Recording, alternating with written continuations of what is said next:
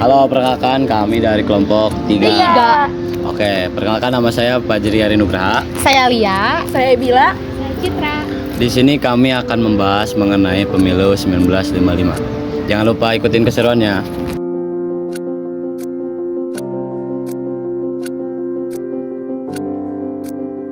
Oke, 5 tahun setelah Indonesia merdeka, Indonesia mengalami beberapa kericuhan politik, diantaranya perubahan kabinet ataupun lain sebagainya. Indonesia berusaha menanggulangi beberapa kendala yang memang ada pada saat itu, yaitu dengan mengadakan pemilu pertama di Indonesia. Dan pemilu pertama di Indonesia dilaksanakan secara demokrasi, bebas, dan rahasia. Dan pemilu pertama itu dijadikan sebagai tumpuan awal ketika memang Indonesia menjadi negara demokrasi sampai dengan saat ini. Pemilu pertama, pemilu 1955 adalah menjadi tonggak penting untuk perjalanan demokrasi di Indonesia pada saat ini. Nah, pemilu ini dan Indonesia berani ketika memang baru berjalan hampir 5 tahun kemerdekaan, tetapi Indonesia sudah bisa ataupun sudah berani untuk melaksanakan pemilu yang memang menyuarakan rakyat, dan hasil pemilu tersebut adalah hasil suara rakyat. Nah, dari video ini kita akan bahas mengenai latar belakang, rinci, dampak ataupun hasil dari pemilu 1955 ini. Sejak 1950 hingga 1953, Indonesia telah mengalami ketidakstabilan politik. Sistem parlementer yang memberikan kekuatan kepada DPR, dan DPR ini memberikan penguatan mosi tidak percaya kepada pemerintah, dan pergantian kabinet yang memang terlalu begitu cepat sehingga pemerintahan di Indonesia ini tidak efektif. Perjalanan pemilu di Indonesia untuk mengadakan pemilu pertama ini tidaklah mudah gitu, karena pada 17 Oktober 1952 Indonesia mengalami suatu situasi yang memang lumayan cukup merugikan, yaitu mengenai militer ataupun TNI yang memang ada di Indonesia ini mendesak pemerintah gitu untuk membubarkan DPR. Nah, ketegangan antara pemerintah, DPR, dan militer ini adalah situasi yang memang cukup rentan untuk bisa menjadi berbahaya.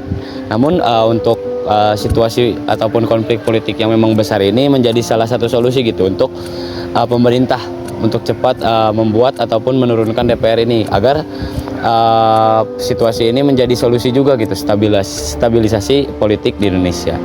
Oke, selanjutnya itu ada dari tujuan pemilu tahun 1955, yang mana pemilu pada saat itu mulai terlaksana ataupun dipersiapkan oleh 3 kabinet yang berbeda, yang dimulai dari Kabinet Yulopo. Namun, pemilu pada saat itu mulai terlaksana oleh Kabinet Ali Sosrombédjojo I dan Burhanuddin Harahap. Nah, mungkin selanjutnya yaitu ada dari tujuan itu sendiri. Yang pertama yaitu untuk memilih Dewan Perwakilan Rakyat, yang mana DPR ini tuh terlaksana pada tanggal 29 September tahun 1955. Dan yang kedua untuk pemilihan konstituante, yang mana konstituante itu tersendiri itu bertujuan untuk merancang undang-undang gitu ya, yang mana mungkin sedikit berbeda gitu ya waktunya.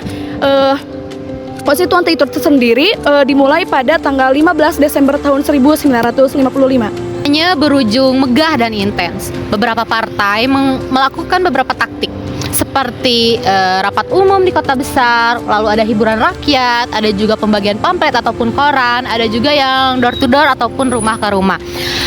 Partai yang paling besar memperoleh keuntungannya ataupun memperoleh keberhasilannya ada pada partai PNI. Ada juga 30 partai yang mengikuti kampanye tersebut. Pemilihan DPR terlaksana pada tanggal 29 September pada 1955. Sekitar 95.000 TPS di seluruh Indonesia melaksanakan pemilihan tersebut, kecuali Irian Barat. Pemilu kedua yaitu pemilihan konstituante berlangsung pada 15 Desember 1955 yang memperebutkan sebanyak 514 kursi.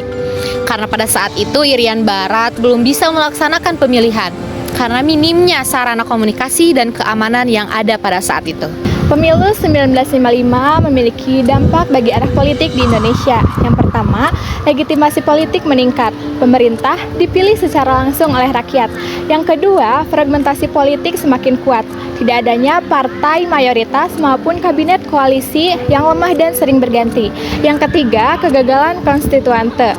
Perdebatan dasar negara di Indonesia pada masa itu tidak terselesaikan hingga pada akhirnya Presiden Soekarno mengeluarkan dekret di tanggal 5 Juli 1959. Yang keempat, kesadaran politik rakyat meningkat.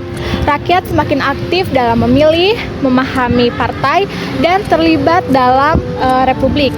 Yang kelima, citra internasional di Indonesia semakin membaik. Dunia melihat bahwa Indonesia mampu menyelenggarakan pemilu demokratis dalam keadaan kondisi yang serba terbatas. Hasil pemilu 1955. Proses penghitungan suara yang dilaksanakan di tanggal 29 September selesai pada tanggal 29 November 1955 dengan hasil yang mengejutkan bagi kalangan elit politik maupun masyarakat yang telah menyalurkan suaranya pada pemilu ini. Kurang lebih sekitar 30 partai, hanya 4 partai yang berhasil memperoleh suara di atas 16%. Sementara bagi partai lainnya hanya memperoleh suara kurang dari 3%. Partai yang masuk ke dalam perolehan suara tertinggi tersebut adalah dari Partai Nasional Indonesia atau PNI dengan perolehan suara 22,32%. Yang kedua, Masyumi dengan perolehan suara 20,92%. Yang ketiga, Nahdlatul Ulama atau NU dengan perolehan suara 18,41%.